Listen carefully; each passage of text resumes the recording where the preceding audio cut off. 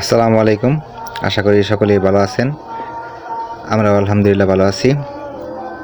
তো আমাদের বাতাসির আজকে চালচলন একটু অন্যরকম লাগতেছে।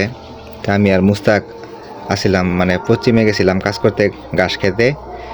তো এখানে যাওয়ার পরে মুস্তাকে কাজ করতেছে আর আমি ফার্মে আইছি, যে ফার্মের কাজগুলো একটু দেখবা লেগে, ফার্মে কী অবস্থা।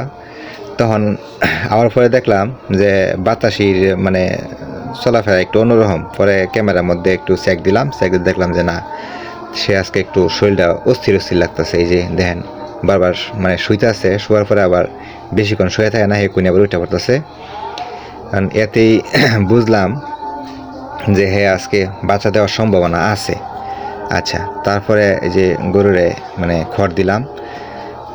খড় দেওয়ার পরে সবটিরে খড় দেওয়ার পরে দেখলাম যে সবাই খড় খাইতেছে, কিন্তু হ্যাঁ খের খায় না, অস্থির করতেছে। তো যাই হোক, পরে রাহাতরে ফোন দিলাম, রাহাতের আব্বারে নানারে ফোন দিলাম। ফোন দেওয়া পরে নানাও আইছে, রাহাতও আইছে।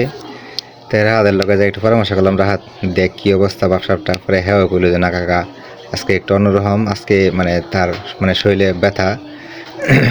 পরে কিছু কিছু সিমটম দেখে পুরাপুরি আমরা কনফার্ম হইলাম যে না, তার শরীরে সকাল থেকে ক্যামেরার মধ্যে চেক দিলাম।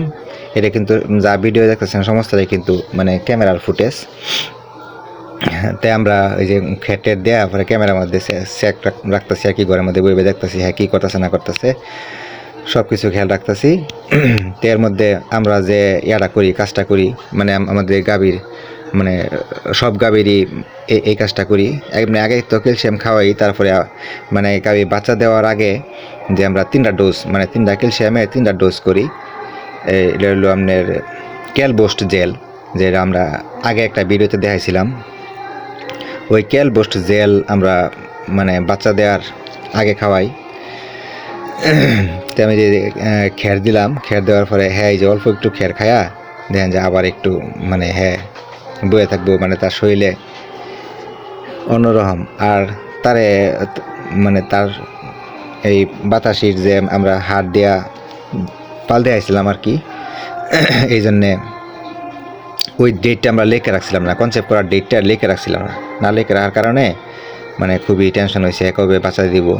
তো আমরা ওই যে ডোজটার কথা কইলাম, ওইটা ক্যালবোস্ট জেল, এটা 100 মিলির একটা বোতল। এটা ব্যথা উঠলে এটা খাওয়ানোর নিয়মটা হইলো ব্যথা উঠলে যখন বোঝা যাবে যে হ্যাঁ ব্যথা উঠছে, ব্যথা ওঠার পরে আমরা একটা ফুল খাওয়াই দেওয়া লাগবো। আরেকটা হইলো বাচ্চা দেওয়ার পরে 1 ঘন্টার মধ্যে। আচ্ছা, আরেকটা হইলো বাচ্চা দেয় 3 দিন পরে। তো এইভাবে আমরা সব গরুরেই খাওয়াইছি। তো সব মিলে আলহামদুলিল্লাহ কোনো সমস্যা হয়েছে না, আরও ভালো হয়েছে। বাচ্চাও খুব সুন্দর মতো ভালোভাবে করছে। তারপরে ক্যামেরার মধ্যে দেখতেছি যে এই যে বাছুরগুলা খুব ডিস্টার্ব করতেছে, হ্যাঁ ভাই যে শুয়ে রয়েছে বাচ্চা দেওয়ার সময় কাছাকাছি। তো এই জন্যে এই যে ওই আমাদের হাড় যে বাছুরটা, এটা বানিয়ে দিছি, হলো মধু। পরে আবার এত গেছি, তখন দেখলাম যে ওই যে দেখেন খেয়াল করলে বোঝা যায় ওই যে যে শুইছে, তার লেজটার মধ্যে ওই মধুর মা ফারাইতেছে। তো তখন দেখে মধুর মারেও আমরা সরাই দিলাম, যাতে পুরা বাচ্চা দেওয়ার সময় পুরা জায়গাটা ফাঁকা পায়, আমরা আমগর কাজ করতেও সহজ হয়, ভিতরে কাজ করে যাতে সহজ হয়, এই জন্য আমরা ওই জায়গাটা পুরা ফাঁকা রাখছি। তেমন তার এই যে মধুর মারে এটা আমরা বের করে দিতেছি।